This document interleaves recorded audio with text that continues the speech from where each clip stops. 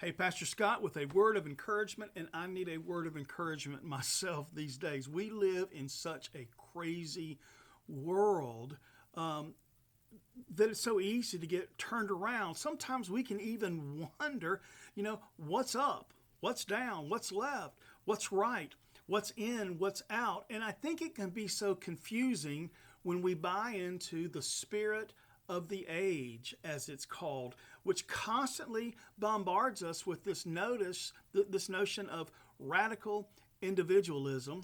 We live in a culture that says no one can tell me what to do or what to believe. You have your truth and I have my own truth.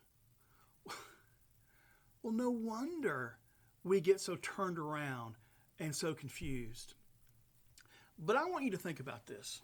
Would a loving God create this earth and place humanity on it and then say, good luck with it, hope you figure it out, I'm out?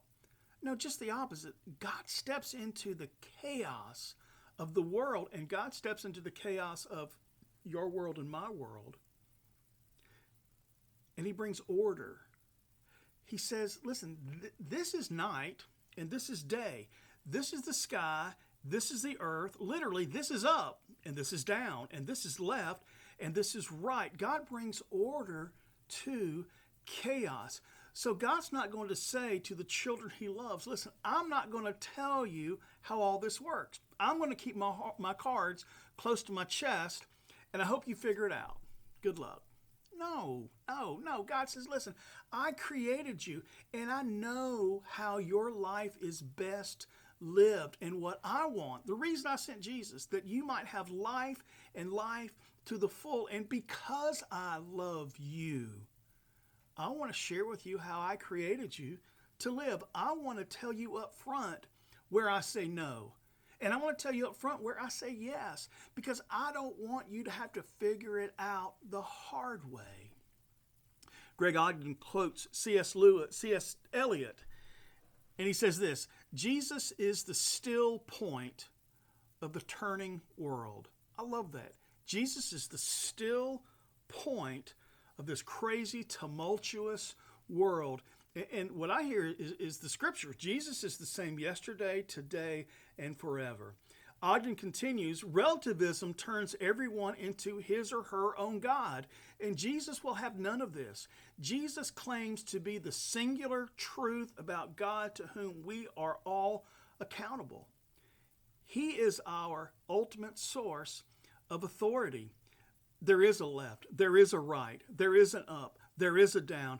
And in God's great love for us, God tells us what they are through Jesus and his word.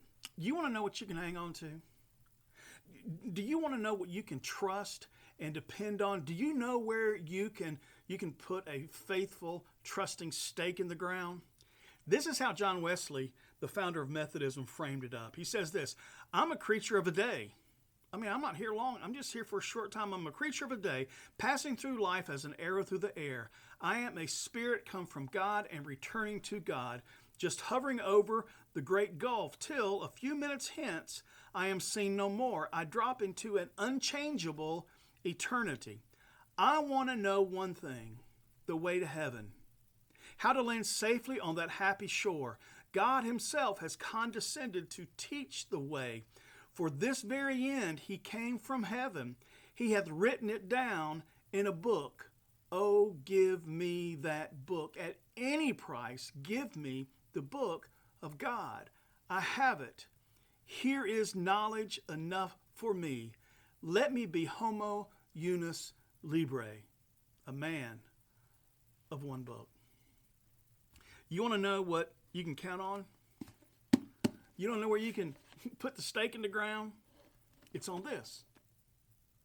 Faye Rogers was probably one of the greatest alcohol and drug therapists that I know, and I was in a group observing her teach one day, and she was a Baptist preacher's kid who went the long way around, and she looked at her class and said, listen, there's only two things you need to know to get in recovery. There is a God, and you ain't it. Be encouraged by that. There's a God, and you're not it. And this God that has loved us so much, the same God that has created us, has given us the way and the truth and the life. And it is through his Son Christ. Be encouraged today.